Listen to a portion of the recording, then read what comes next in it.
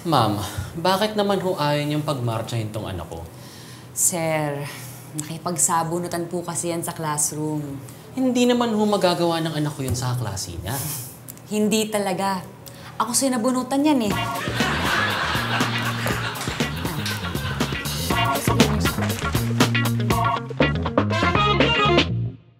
Ma'am, bakit naman po hindi makagraduate tong anak ko? Kasi po, nahuli ko siyang nag-cheat. Sa exam? Sa akin!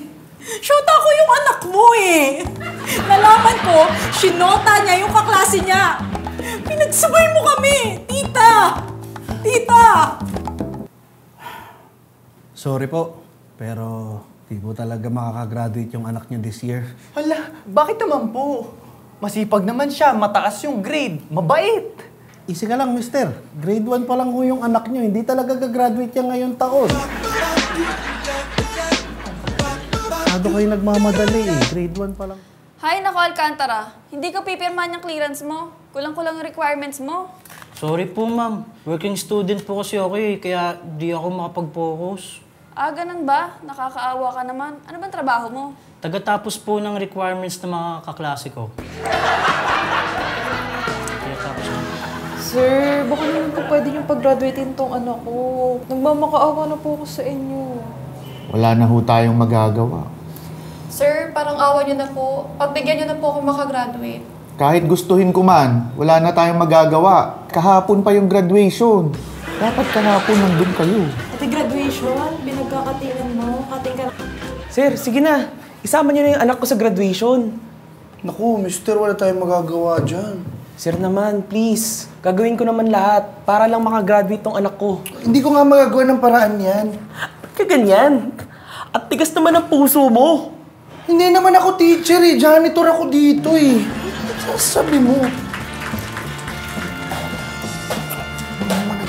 Hello po. Magpapapirma lang po ako ng clearance ng anak ko.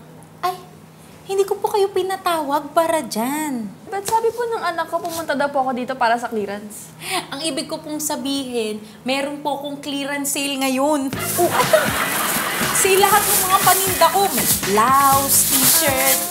Tingin ka namin, sis. Ma'am, bakit po ba niyo pirmahan tong clearance ko? Eh, kasi parang wala ka naman natutunan sa mga tinuro ko. Grabe ka naman, Miss Reyes. May natutunan naman ako. Sinong Mrs. Reyes? Mrs. Asistio ko? Tinan mo, kahit pangalan ko hindi mo natutunan. Ano ba yan? 1+1. Uy, bakit hindi makakagraduate tong anak ko? Ay nako, misis. Yung anak niyo kasi hindi po marunong makinig. Tuwing nagle-lecture kami eh, para ako nakikipag-usap sa hangin. Ma, kinakausap ka po ni teacher. Uy, bakit hindi makakagraduate tong anak ko? Ay nako, misis. Yung anak niyo po kasi hindi po marunong makinig. Tuwing nagle-lecture kami, para po ako nakikipag-usap sa hangin. Ma, kinakausap ka po ni teacher. Uy, bakit hindi makakagraduate tong anak ko?